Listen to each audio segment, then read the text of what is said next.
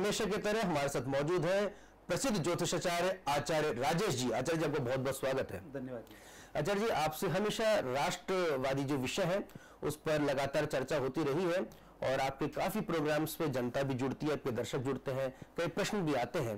तो लगातार आपके जो पुराने वीडियोस भी हैं उस पर प्रश्न पूछे जा रहे हैं दर्शकों के द्वारा कि जो ज्ञानव्यापी मंदिर का जो विवाद है, जहाँ पर कहीं ना कहीं शिवलिंग की कुछ तस्वीरें भी सामने आ रही हैं, लेकिन जो दूसरा पक्ष यानी कि मुस्लिम पक्ष उसे मानने से इनकार कर रहा है, उसे फव्वारा बताया जा रहा है। तो जनता ये जानना चाहती है कि आखिर इसका फैसला कैसे होगा और कब तक आएगा। ये जो फैसला जो है कहीं ना कहीं अब कोर्ट जा चुका है, न्यायालय के समक्ष प्रस्तुत हो चुका है, लगातार सुनवाई हो रही है। लेकिन जिस तरह से राम मंदिर विवाद काफी लंबा चला था अयोध्या में, तो क्या ये भी इतना लंबी अवधि तक चलेगा और इसका फैसला कब तक आएगा और क्या इस दौरान क्या कुछ गड़बड़ी भी हो सकती है? ये तमाम ऐसे प्रश्न हैं।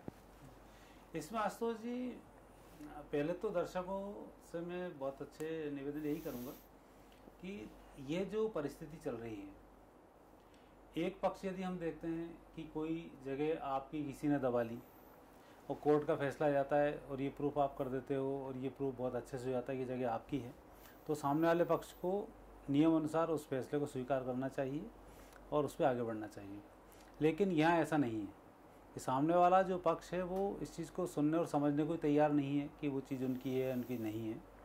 और अब उनका ये था राम मंदिर ले लिया, बाकी नहीं होना चाहिए। ऐसे जो फैसले हैं, ये 30,000 से ऊपर मंदिर जिनको तोड़कर मस्जिदें बनाई गई हैं या कहीं दरगाह बनाई गई हैं, ये सब फैसले अब आएंगे।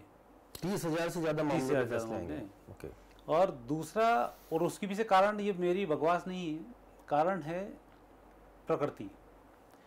प्रकृति में ऐसे बहुत से रहस्य होते हैं। प्रकृति, आपने देखा, वैज्ञानिक बोलते हैं कई बार ये पृथ्वी नष्ट हुई है, कई बार प्रलय आई है, कई बार गई है। मोहनजोदड़ो, हड़प्पा की हम सभ्यता को देखें, आज पूरी सभ्यता, आज से ज़्यादा विकसित सभ्यता थी।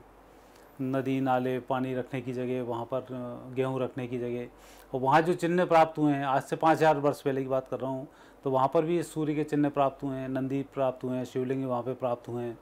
तो ये जो संस्कृति है, ये एक सनातन इसका नाम है और सदियों से चली आ रही है। मुस्लिम धर्म का इतिहास आज कितना है? 2000 साल का भी नहीं है पूरा इतिहास देखा जाए तो। ईसाइयों का इतिहास, वो भी कोई ज़्यादा नहीं है। तो जब इतिहास ही आपके ज़्यादा नहीं है और आपने सिर्फ वो चोरी और चमारी जिस तरीके से कर करके आपने उसको आगे बढ़ाया है, मीन जो आप नेगेटिव चीज़ों को लेके आते हैं, कहीं किसी को हड़प लिया, कहीं किसी के लिए द्वंद्व फैला दिया, आपके हाथ में सत्ता आ गई, आपने महिलाओं को लूटना शुरू कर दिया। क्योंकि ये आपके धर्म ग्रंथों में लिखा हुआ है कि दूसरे धर्म की महिलाओं को नोच लो, उनको खाओ पटको और उनके लिए परेशानी खड़ी करो। जबकि हमारे महाभारत का युद्ध इतना बड़ा हुआ, राम रावण का इतना बड़ा युद्ध हुआ, इनमें कभी महिलाओं को प्रताड़ित नहीं किया गया। तो आपके जो साथ हुआ है गलत, वो गलत यही हुआ है कि हिंदू धर्म के जो मंदिर थे या जो धार्मिक स्थल थे, उनका भौगोलिक एक महत्व हुआ करता था। आज हम देखते हैं इतनी बड़ी भीषण तबाही हुई केदारनाथ में, केदारनाथ के मंदिर को कुछ नहीं बिगड़ा। बद्रीनाथ में बद्रीनाथ के मंदिर को कुछ नहीं बिगड़ा। इतनी बड़ी तबाही नेपाल में हुई, नेपाल के पशुपतिनाथ का कुछ नहीं बिगड़ा। भुज में इतनी बड़ी तबाही हुई, रामेश्वरम में, ये सब आज भी सेफ रहे। तो ये जो स्थान है, ये भौतिक रूप से एक चुने हुए सही स्थान है जहाँ आध्यात्मिक साधनाएं की जाती, तो हम आध्यात्मिक स्तर को बढ़ाते हैं। तो वहाँ पर इन मुस्लिम आक्रांताओं ने लगातार आके उन स्थानों को तोड़ फोड़ मचाई और उस स्थान पर एक मस्जिदें बना ली। जबकि आपके धर्म ग्रंथों में खुद ही लिखा हुआ है, इनके धर्म ग्रंथों में, कि ये मस्जिद कोई जगह नहीं है कि वहाँ आप जाके इबादत ही, वो आप घर बैठ के भी कर सकते हैं। तो उसके लिए आप मान्य नहीं है। आपके पूरे दुनिया में देखा जाए तो अरब में तो कई हज़ारों से मस्जिदें तोड़ दी गई, कोई बोलने वाला नहीं रहा। क्यों? क्योंकि वो उनके धर्म को समझते हैं, उसमें क्या लिखा हुआ है। लेकिन यहाँ जो धर्म पढ़ाया जा रहा है, ये कौन सा धर्म है, कौन सी शास्त्र है, ये कुछ पता ही नहीं पड़ रहा है। और कितनी क्लियर होके कोर्ट का फैसला आ जाए, इतना राम मंदिर खोदा, इतना खुदाई की गई, हर जगह मूर्ति हम निकल रही, तो आपको एक्सेप्ट कर लेना चाहिए। ज्ञानवापी मस्जिद की खुदाई हुई, आज फिर शिवलिंग निकल आया। सीधा सा है कि शिवलिंग के मंदिर के सामने नंदी विराजमान होता है, नंदी विराजमान है तो वहाँ शिवलिंग हो गई होगा, उसी बेस पे खुदाई कर दी गई, वहाँ निकल आए, भोले बाबा निकल आए। तो आपको उस चीज़ को स्वीकार करना चाहिए। लेकिन आप स्वीकार इसलिए नहीं करेंगे क्योंकि आपके पीछे एक तो आपकी मानसिकताएं हैं और दूसरी आपके पीछे जिन दूसरे भारत विरोधी देशों का जो एक प्रोपोगंडा चल रहा है, आप उनसे के साथ बिके हुए हैं। तो भारत में अब ऐसी स्थिति लगातार होती रहेंगी क्योंकि कुदरत तो अब इनको बाहर निकालेगी, सारे देवी देवताओं को, क्योंकि अब वापस कुदरत के पुण्य का समय आ चुका है। और 1000 वर्ष तक ये जो भूमि है, ये भूमि पुण्य एकत्रित करेगी। वो पुण्य एकत्रित करेगी तो सिर्फ सनातन धर्म है जब पुण्य एकत्रित हो सकता है, क्योंकि यहाँ कोई मारकाट की बात नहीं होती है, आपसी संभाव की बात होती है, सबके साथ की बात होती है, सबके विकास की बात होती है और नित्य नई संस्कृति। बाकी किसी धर्म में ऐसा नहीं है कि वो किसी दूसरे धर्म के बारे में बात करता हो। इस्लाम ले लें, सब काफिर हैं उनके इस्लामियों को छोड़ के। बाइबल वाले ईसाइयों को ले लें, ईसाइयों का लाभ उनके लिए सब दूसरे किसी काम के नहीं होते हैं। लेकिन भारतीय संस्कृति एक ऐसी है कि यहाँ जो भी आएगा वो स्वीकार होता है। जैसे भी आप रहेंगे आपको रहने के लिए स्वतंत्रता होती है। तो अब जो समय आ चुका है ये स्वतंत्रता का समय है। तो ऐसे जितने भी धर्मस्थल जो अभी तक दबे पड़े थे ये सब वापस निकलेंगे और निकलने के बाद वापस पूर्ण विग्रह को प्राप्त करेंगे। 500 वर्ष पहले महाप्रभु वल्लभाचार्य जी ने कृष्णाश्रय ग्रंथ में लिखा है, तिरुतार्थ देवेशु कृष्ण एवं कत्रिम में। हे भगवान कृष्ण आप मेरे सहायक हैं, सब देवी देवता ने अपना स्वरूप छिपा लिया है। तो 500 साल पहले स्वरूप उन्होंने छिपाया था, अब ये स्वरूप विग्रह वापस आना शुरू हो गया है। तो मानकर चलें कि अब जो समय आने वाला है भारतीय संस्कृति जो सनातन संस्कृति है उसके बोलबाले का समय है, उसको आपको स्वीकार करना ही पड़ेगा। आचार्य जी, तो ये फैसला जो है वो कोर्ट के जरिए आने की अब अपेक्षा की जा रही है, इसमें कितना समय लग सकता है, कब तक हम इस फैसले की उम्मीद करें? देखो, आज से पहले कोर्ट की न्यायिक व्यवस्थाओं में और आज की व्यवस्था में बहुत अंतर था कि पहले उतनी जुडिशरी नहीं होती थी, उतनी पारदर्शिता नहीं होती थी, कैमरे नहीं होते थे, बहुत सी चीज़ों का अभाव था। लेकिन अब सब चीज़ें आ रही हैं, तो ऐसा नहीं है कि अब, और दूसरा सरकारों की इच्छा शक्ति के ऊपर डिपेंड करता है। राम मंदिर के मुद्दे को 70 साल से उलझाया गया, नहीं तो वो फैसला कभी भी आ सकता था खुदाई करके। तो अब ये जो स्थिति बन रही है बहुत ज़्यादा पुरानी नहीं है, क्योंकि 2011 में जब इस मुद्दा शुरू हुआ तब गुरु में शनि की महादशा थी ज्ञानवापी पर, और अब गुरु में राहु की अंतर्दशा है जो 2023 तक चलेगी। तो मुझे लगता है कि 2023 में इसका फैसला आ जाएगा और मंदिर के पक्ष में रहेगा। मुझे लगता है 23 से पहले भी आने के चांसेस हैं, क्योंकि नवंबर के बाद से स्थिति चेंज होना शुरू होगी और 2024 तक चलेगी। तो नवंबर 2023 से फरवरी 24 के अंदर इसका फैसला आ जाएगा। 23 और 24 में 23 तक जहां तक संभावना आचार्य जी बता रहे हैं 2023 तक इसका फैसला आ जाएगा। जिस तरह से अयोध्या का केस काफी लंबा चला था, आचार्य जी कहना है कि अब सरकार बदल चुकी है और उसमें तेजी से जो है प्रशासन सहयोग करेगा, तो तेजी से फैसला भी आएगा कोर्ट का। आचार्य जी, एक प्रश्न इसी से संबंधित अब जुड़ा हुआ है कि ज्ञानवापी मस्जिद के साथ साथ मथुरा की जो कृष्ण जन्मभूमि है उसको लेकर भी, जहाँ पर ईदगाह मस्जिद बनी हुई है, उसको लेकर भी याचिका दायर हो चुकी है अदालत में। इसमें आप क्या कुछ कार्रवाई होती देख रहे हैं? इसके अनुसार भी यदि हम इसमें भारतीय इंडिया की जो कुंडली है उसमें अब चंद्र की महादशा में पहले से बोलता हूँ 2014 से जो समय शुरू हुआ 2024 तक का, कि जितने भी भारत के खिलाफ जो जो षड्यंत्र रचे गए थे उन सब षड्यंत्रों का पर्दाफाश होता जाएगा और 24 के बाद से उन पर सब पर निर्णय आने शुरू हो जाएंगे। तो अब वो दिन भी दूर नहीं है जब कृष्ण का मंदिर बनेगा। और राम चूँकि मर्यादित थे तो राम मंदिर मर्यादाओं के साथ बना, पूरी लड़ाई लड़ी गई, पूरे कोर्ट में साक्ष्य प्रस्तुत किए गए और उसमें जितना भी समय लगा लग गया। लेकिन कृष्ण तो मर्यादाओं में है, लेकिन कृष्ण की अपनी एक भूमिका है, तो वो कभी भी उसका फैसला आ सकता है। लेकिन पहले ज्ञानवापी का होगा, क्योंकि राम के बाद शिव और शिव के बाद कृष्ण, सत्यम शिवम सुंदरम जो परिकल्पना होती है ना, वो क्योंकि आपको हमारे धर्मशास्त्र के एक एक शब्द का अध्ययन करना पड़ेगा, तब आप इस धर्मशास्त्र को समझ पाओगे। पहले राम आए, शिव ने फिर अपनी सृष्टि को संभाला, फिर कृष्ण आ गए। जब एक मर्यादाएं आई, मर्यादाओं के बाद एक संयम आया और संयम के बाद आनंद की प्राप्ति हुई, तो वो स्थिति इसमें बनती है। राम भी आए, रामेश्वरम की स्थापना की। कृष्ण जब आए तो उन्हें महाकालेश्वर के पास अपने अस्त्र शस्त्र लेने गए, पढ़ाई करने गए, और उसके बाद कृष्ण ने अपनी लीला रची है।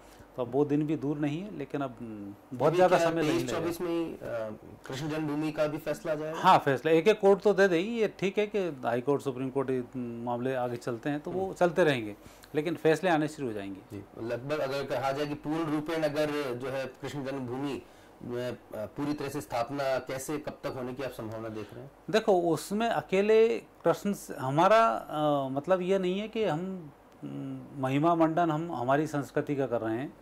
हम बात कर रहे हैं पूरी दुनिया में जिस तरह से परिवर्तन हो रहे हैं, उन परिवर्तनों में भारतीय संस्कृति को विजयश्री की प्राप्ति होगी, और उसके लिए कृष्ण का होना, शिव का होना, गणेश का होना, ये बहुत ज़रूरी है। और जो स्थान है उन स्थान की बहुत बड़ी वैल्यू है। जहाँ कृष्ण जन्म लेंगे कोई ऑर्डिनरी स्थान नहीं होगा, प्रकृति का कोई ना कोई ऐसा मैग्नेट का तत्व होगा जहाँ व्यक्ति जन्म लेने के बाद इतनी बड़ी दुनिया को बदल दे।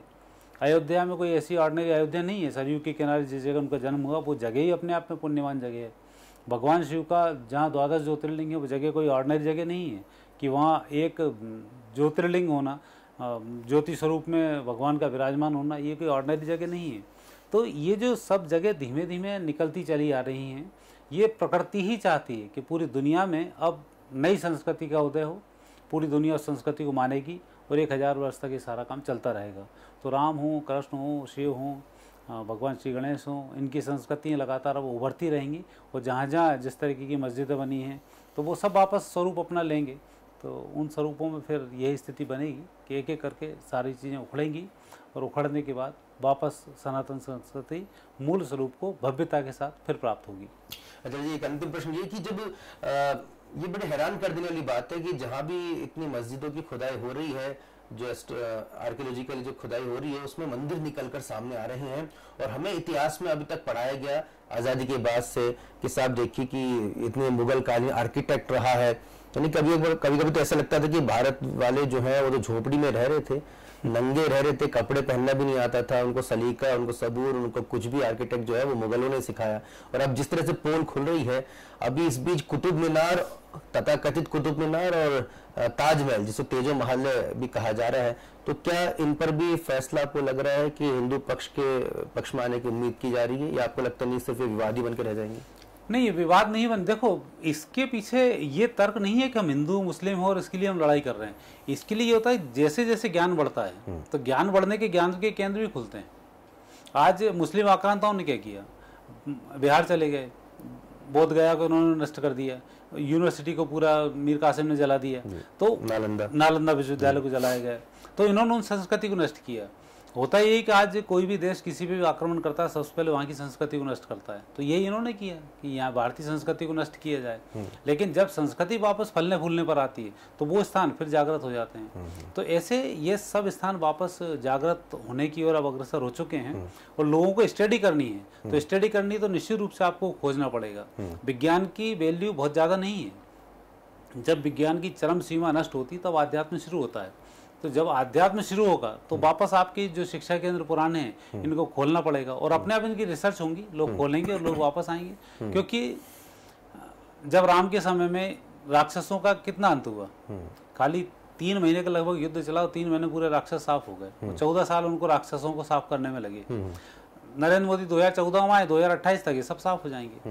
कृष्ण का जब हुआ तो 18 दिन युद्ध चला, 18 दिन में सब कुछ साफ हो गया। लेकिन कृष्ण जब से पैदा हुए तब से लगातार झगड़े उनको करना उनको पड़ा। तो आज और यही आक्रांता लोग भारतीय संस्कृति पर आए, 2000 साल भी बाद भी उतना नहीं बिगाड़ पाए जितना कि बिगाड़ देना था। क्योंकि इतने साल सत्ता आपकी 500 साल रहे, 500 साल में आप कुछ नहीं बिगाड़ पाए, तो संस्कृति में कुछ ना कुछ तो दम रहा होगा। बिल्कुल। तो वो स्थिति से बनती है कि आने वाले समय में विज्ञान खुद इन चीज को खोज के निकालेगा और लोग उसको सहर्ष से स्वीकार करेंगे। अभी लड़ाई दंगे का रूप दे रहे हैं, और कुछ दिन के बाद जब पूरी दुनिया में हाहाकार मचेगा तो इसको सहर्ष सभी लोग स्वीकार करना शुरू कर देंगे। तो आने वाला समय सहर्ष स्वीकार करने वाला है। ये कुछ ही समय 2-5 साल जो मोदी के खिलाफ जो देश लगे हुए हैं वो उकसाएंगे और दंगे कराएंगे, तो वो थोड़ी स्थिति हो सकती है। बिल्कुल, थोड़ी स्थिति तनावपूर्ण हो सकती है। लेकिन बिल्कुल अगर न्यायालयीन परिभाषा में बात की जाए, कानूनी तौर पर बात की जाए, तो अगर कोई स्थान पहले से किसी के द्वारा बनाया गया था, उस पर कालांतर में अगर कब्जा कर लिया जाता है तो उसे वापस लेते वक्त एक बड़ा दिल दोनों पक्षों की तरफ से होना चाहिए। अगर आपके पूर्वजों के द्वारा कोई गलती की गई है, मंदिर तोड़े गए हैं, उसके प्रमाण भी मिल रहे हैं, आपको ज्ञात भी हो रहा है, तो फिर खुले मन से उन चीजों को वापस कर देना चाहिए। इसी में सहृदयता रहती है। लेकिन आचार्य जी बता रहे हैं कि कई जो मुस्लिम हैं वो उस चीज को समझते हैं, लेकिन कई ऐसे मुस्लिम हैं जिन्हें कहने के भारत विरोधी ताकतें उनको भड़का रही हैं, उनको फंडिंग करती हैं, और जब वो और इसको दंगों का रूप दिया जाता है, झगड़े का रूप दिया जाता है, तो इसकी भी अभी थोड़ी आशंका बनी हुई है। लेकिन साफ तौर पर आचार्य जी ने कह दिया है कि सिर्फ काशी, मथुरा, अयोध्या की बात नहीं है, करीब 30,000 से ज्यादा ऐसे मंदिर हैं जो कि तोड़कर उनको मस्जिद या दरगाह में तब्दील कर दिया गया, उन्हें अब वापसी की राह प्रशस्त हो चुकी है। और धीरे धीरे जैसे ज्ञान व्यापी मंदिर का राज खुल रहा है, ज्ञान जो है वो व्याप्त हो जाएगा और पूरे विश्व में कहीं ना कहीं सनातन संस्कृति एक बार फिर सिरमौर होकर उठेगी। आपको हमारे एपिसोड कैसा लगा? आचार्य राजेश जी का नंबर लगातार हम आप स्क्रीन पर आप देख सकते हैं। आप और कुछ क्या जानना चाहते हैं हमें जरूर बताइएगा, और अगर आपको ये प्रोग्राम पसंद आता है तो चैनल को लाइक और सब्सक्राइब जरूर कीजिएगा। नमस्कार।